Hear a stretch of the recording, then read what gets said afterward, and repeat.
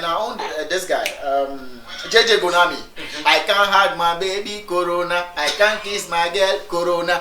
Yeah, those are basic. No, but that's reality. No, but yes, but that's basic. Because of Corona. Yes, because of Corona. But when I wake up to listen to Corona, somebody's telling me the number of people who just died in Kumasi, or somebody's telling me the number of people who just contracted it in Eastern region.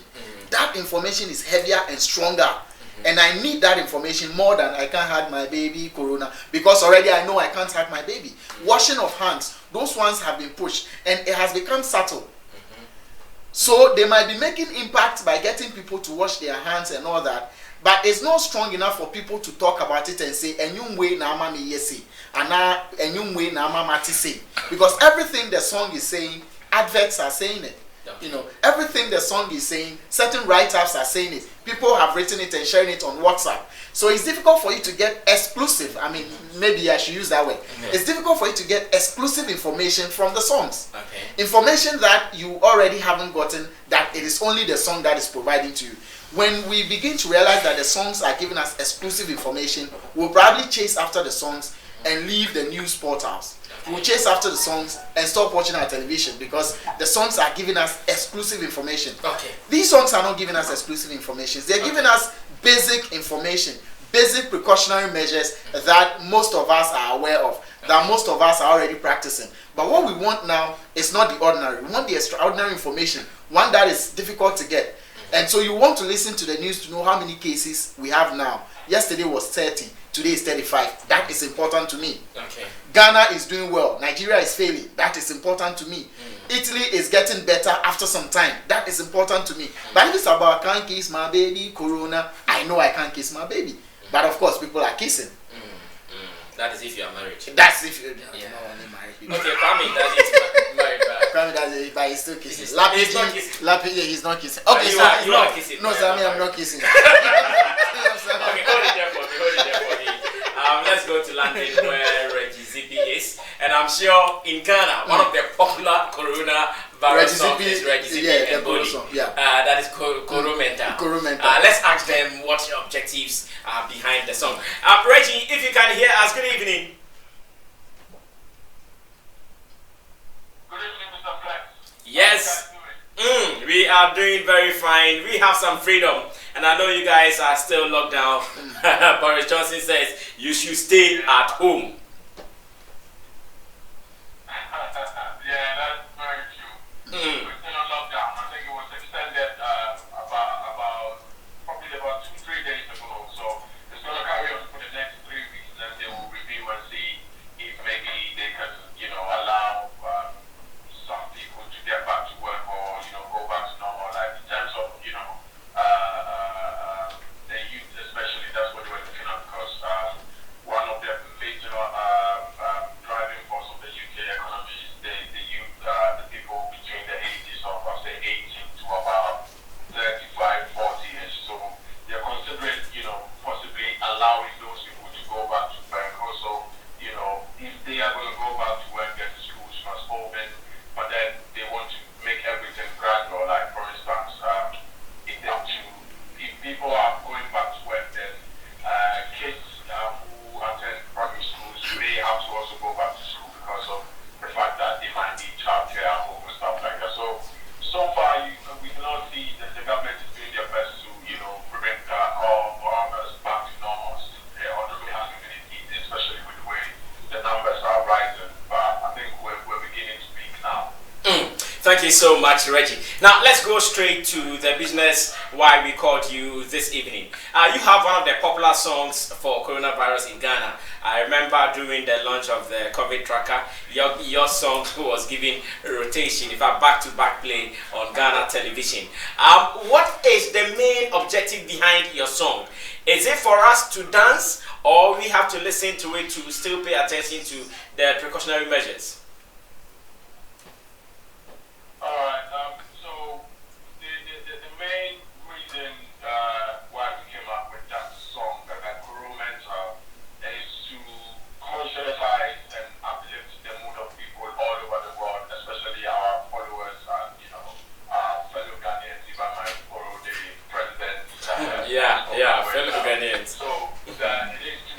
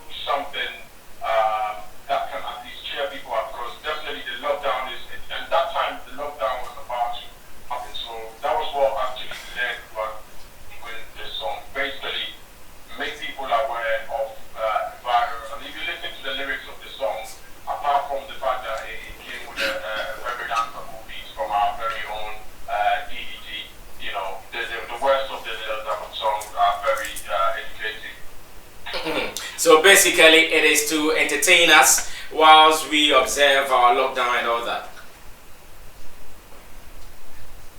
Exactly. But the prime focus was to make people aware of, what is going on. But then we also knew, because at that time when we were recording it, we knew the lockdown was quite imminent, and we had to, quickly go to the studio before it would even happen.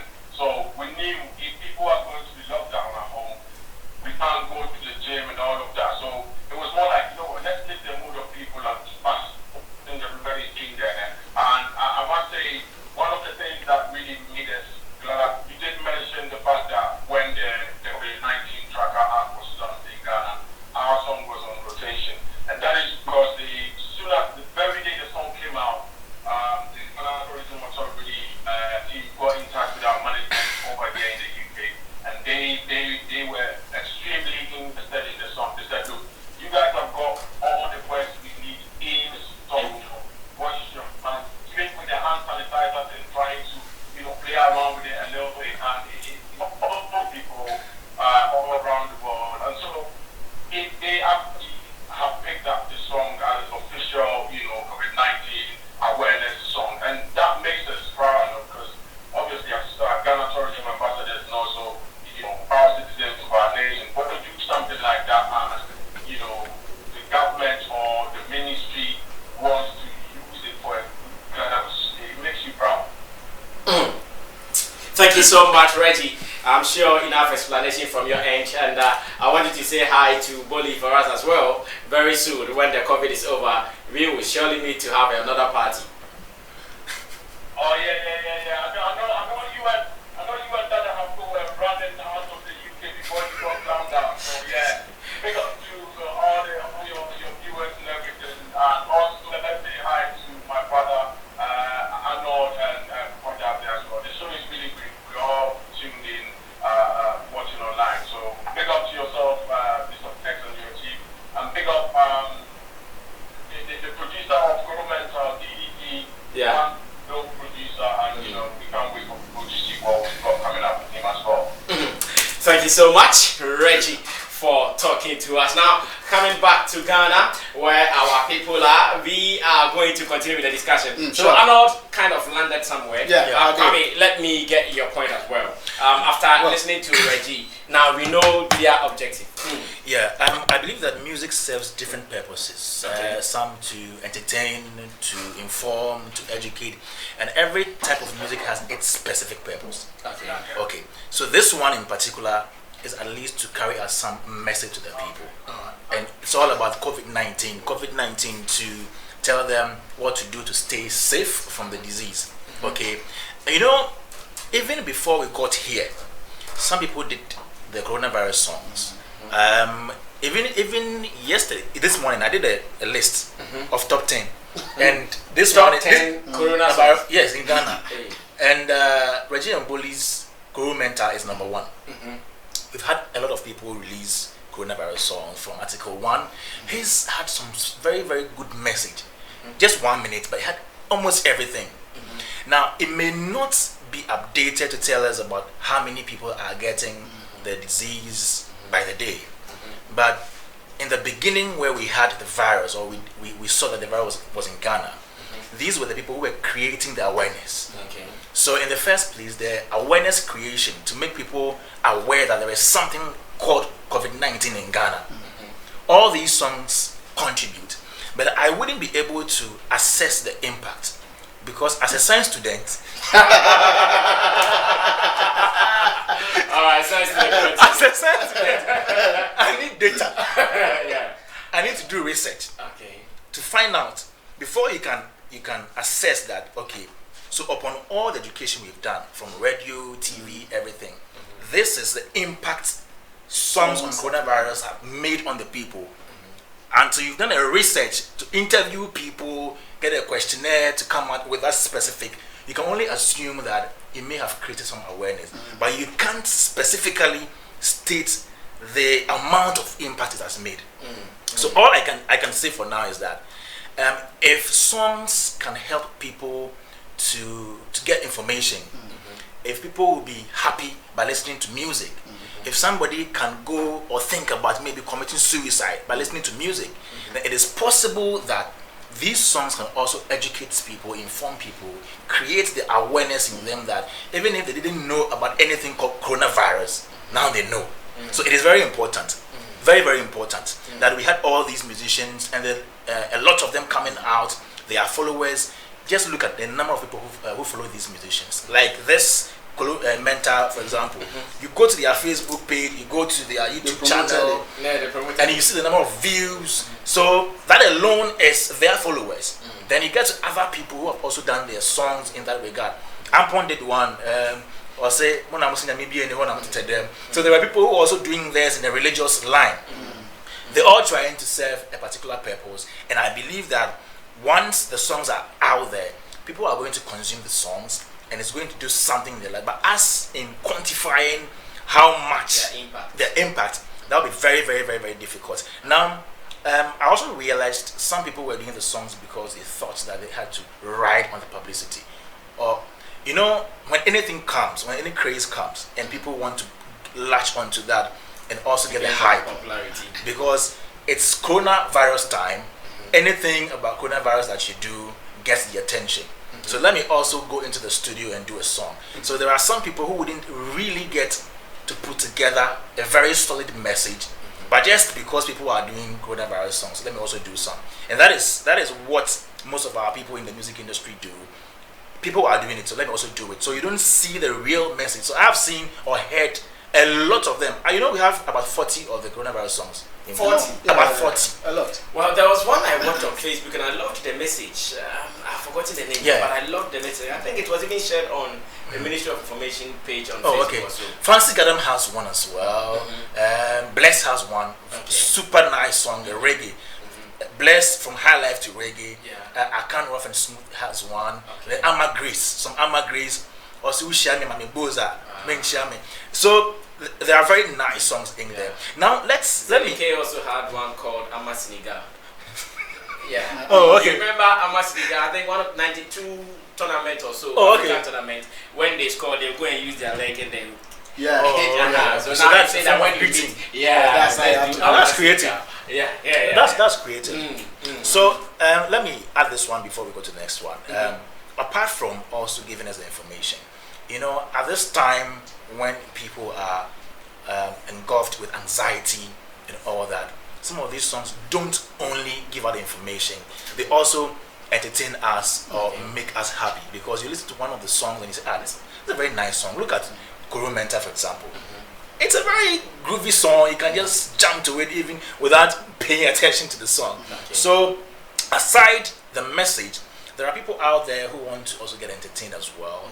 Maybe they may have listened to the usual song for a long time, so they hear this one. There are some nice melodies, nice hooks, and all that. So let me jump to it and kill some boredom as well in this period that we are being locked down, or we are being restricted from moving from one place to another. So I believe that these songs, as usual, music is the food for the soul. So they play their role in helping us create the awareness of coronavirus. Okay, Kwame, Dazi, and Arnold Mensah, Elevanyo, no more papa and seven, back to back like that. Meaning Arnold Rebecca, but and son of Rebecca. From this time you can call because we have just about maybe 30 minutes or so, and we'll be saying goodbye. I think 18 minutes rather. We'll be saying goodbye to you. So what you have to do is, if you want to call in to add your voice to the contribution so far, you can also do 024-351-4732, 024-351-4732. Now, back to you. We have our liberty to move around now, but there is no social gathering. How about our creative people? How are they going to survive in this particular situation? People are working. The guy who sells books, hey, shout out to Topman Bookshop. They are selling their books. They are making their money. Maybe the teacher is also not going to work, but he will be paid or she will be paid. But the creative artist, the guy who needs a platform where people will be gathered for him to perform to them to make some money, how are they going to survive? Because we don't know how long it is going to be like this. Well, a limited freedom. This morning I've been, surfing the internet, and this guy, Peter Sedufia, has been ranting a lot, and I wish we could go to his rescue. And this is what he's saying. There are some people whose work, involves a lot of people. Like he, for instance, maybe he has to go on set and shoot. That is his work. You know, we've been allowed to go out and work. His work involves a lot of people, where you might probably have more than 25 people being on set at the same time. Right from the cooks down to the set designers, down to the costumier, down to the actors, the crew members, you know, put all of them together, director, producers, everybody. You have perhaps about 20 or 25 people on set, but no gathering. Now this is the guy who perhaps also runs maybe a nightclub, where that's where he makes his money to take care of his children, or to pay his whatever bills he has to pay. His job you know, requires that you have a lot of people coming together, play music for them, let them jam, let them drink something, spend some time with me in an enclosed space. And that's how I also work. So the lockdown has been lifted. People have been asked to go back to work. But some people are still under, you know, virtual lockdown, or some sort of lockdown that you can't really pinpoint. Because someone like Peter Sedufia, who is supposed to be out there working with large numbers of people, he has been asked to work, but he can't work. You know, because there's a part of the directive that says that you can't have more than 25 people working. Let's use the men of God, for instance. You know, they need, look, there are a lot of them on social media. In fact, these days you see more churches on Facebook than, you know, friend requests. A lot of them. Every push, you meet 2 churches before it runs out. Now, for them, you might have all of them on social media, but the truth is that they wish they could have the people to interact with. They wish they could have the people to give them hard cash, or not the virtual ones. Now, this is the guy who makes his daily, you know, earnings from that. The one who runs the chop bar, they say buy the food and take it home. That's fair enough. The guy who runs the club. There are other jobs that needs a lot of people coming together. Now, if you've opened markets that people can go to the market and buy, then why don't you allow churches to operate? Why don't you allow the clubs to operate? Because the market is even worse. Look at Kaneshi Market. You know the number of people who gather in Kaneshi Market. Earlier today, someone was telling me Kumasi Asafo Market was open, but then it had to be closed again because the number of people who came out. Once you open market, you cross the 25 mark. So it's something we need to decide whether or not we are lifting it entirely or we're not at all. Because you can't tell me you open market and ensure social distancing in the market. I mean, our type of market, you can't do that. Unless the malls. But if our traditional markets, I doubt how you can ensure social distancing for it to be very, very, very well observed. How is it going to happen? So if you have the markets operating, where you have thousands of people gathering, Kaneshi Market, Mokola Market, Agbogboshi, Malamata, and all these markets operating, then how about the church that some of them have less than 100 people? How about the clubs that will take about 150 people at a time? So you realize that certain aspects of the directive favor certain people who fall within the same bracket but does not favor the others. Meanwhile, they all play the numbers game. So yes, for a creative person like the artist who would love to